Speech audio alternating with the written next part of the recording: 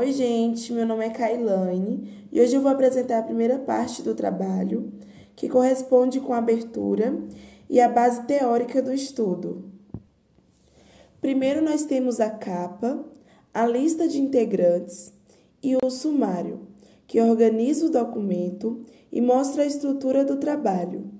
Em seguida, eu inicio o conteúdo científico, falando sobre a introdução e o processo de imunovigilância. Introdução.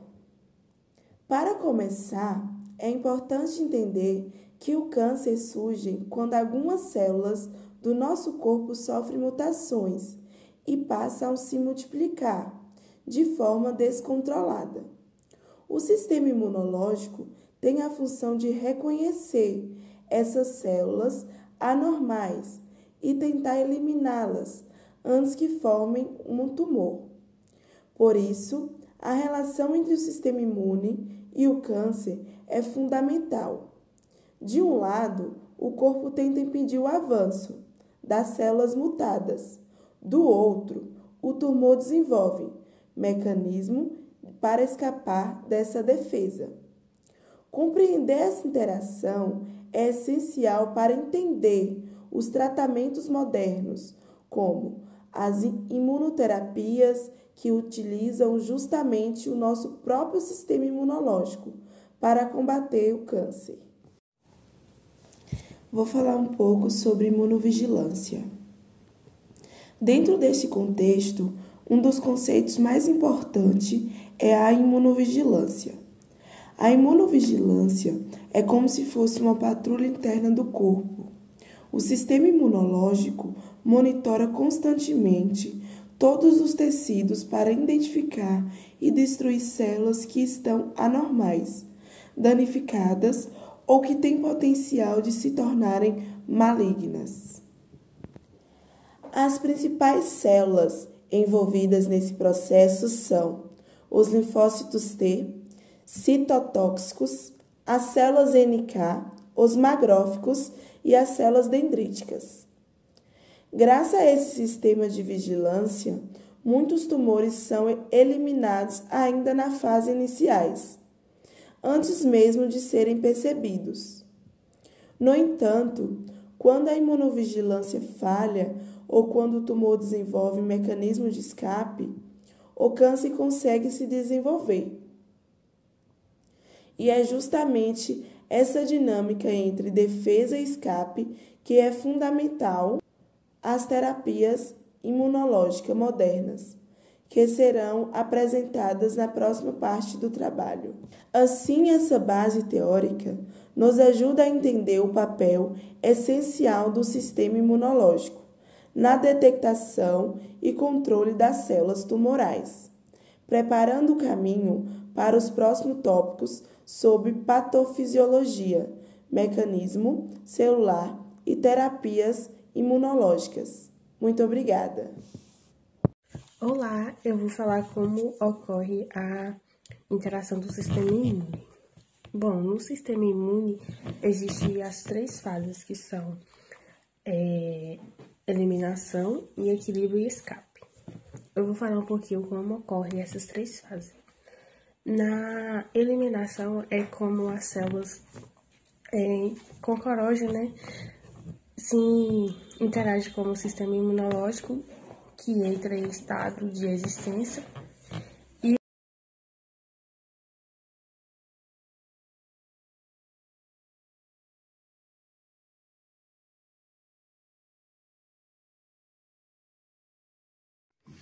Olá, tudo bem? Vou falar um pouco sobre o papel do IFN-gama. Quando falamos de imunovigilância, um dos protagonistas é o INF-gama. A citocina funciona como um verdadeiro alarme biológico e ela aumenta a expressão da molécula MHC classe 1, tornando as células tumorais mais visíveis para o sistema imune para que ele possa agir, ativando macrófagos e a célula NK para poder que os macrófagos liberem citocina para avisar o sistema imune e a célula NK para poder fazer que a célula cancerígena face à apoptose, né? Que ela libera citocinas tóxicas. Isso, elas criam um ambiente desfavorável para o crescimento do tumor. Em algumas pesquisas, vemos claramente essa importância do IFN-gama. Quando o IFN-gama está ausente, a incidência de tumores sobe de forma significativa. Não por acaso, muitos tumores desenvolvem estratégias para neutralizar e resistir à ação dessa citocina. Então, agora iremos falar um pouco sobre as imunoterapias modernas. Elas surgem em respostas e estratégias de escape tumorais. Um grande objetivo dessas terapias é restaurar ou fortalecer a capacidade do sistema imune de reconhecer e eliminar células cancerígenas. Hoje contamos com diversas abordagens como inibidores de checkpoints, por exemplo, o anti-PD1, o anti-CTLA4, que bloqueiam as respostas imunes. Os anticorpos monoclonais direcionados aos antígenos tumorais, terapias celulares como CART, que eu chamo de CART, vacinas terapêuticas baseadas em células dendríticas e tratamentos baseados em citocinas. Todas essas estratégias representam um avanço enorme na oncologia contemporânea. Imunoterapias. Segundo o artigo, traz um olhar clínico muito importante sobre essas terapias, especialmente no diz respeito do papel da enfermagem. Como as imunoterapias estimulam o sistema imune de forma intensa, o acompanhamento profissional é essencial. E a equipe de enfermagem tem um papel central na detectação precoce de efeitos adversos, na orientação contínua ao paciente e garantia de um tratamento seguro e eficaz. Ou seja, imunoterapia não é apenas intervenções biológicas, ela envolve cuidado integrado, no qual a enfermagem se torna uma peça-chave no sucesso terapêutico. A enfermagem ela traz aquele controle de dor, e os efeitos adversos e também no apoio psicológico, né? Porque estudos também já apontam que a religião, o apoio emocional favorece grandemente a evolução, né, do paciente na cura. Nós temos algumas imunoterapias, sendo elas checkpoint, que reativa os linfócitos T, anticorpos monoclonais e vacinas, e as citocinas, que aumentam as respostas imunes. O papel da enfermagem ele é amplo e decisivo, pois ele monitora os sinais vitais, faz uma identificação precoce e ainda alerta os profissionais e pacientes sobre um trabalho mais eficaz. Imunoterapias, além de causar efeitos bons, ela também pode causar efeitos adversos, como, por exemplo, reações dermatológicas, pneumonite e também tempestade de citocinas. Eu vou falar um pouco sobre os efeitos adversos e os desafios da imunoterapia no tratamento do câncer.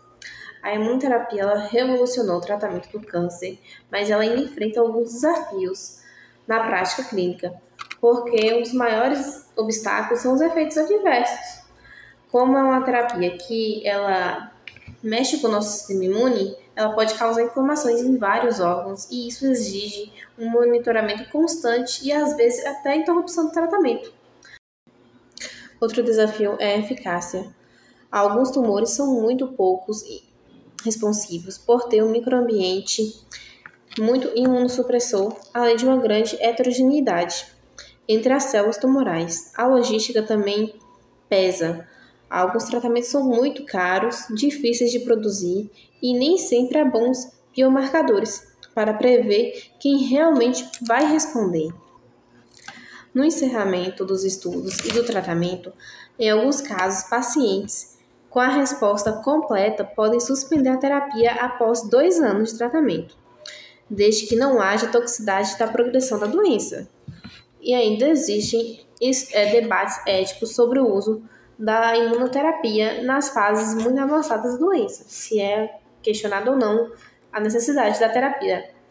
Em resumo, apesar dos avanços da a imunoterapia ainda enfrenta desafios práticos, logísticos e biológicos, é claro, que influenciam tanto na ética quanto no acesso dos pacientes dessas novas terapias.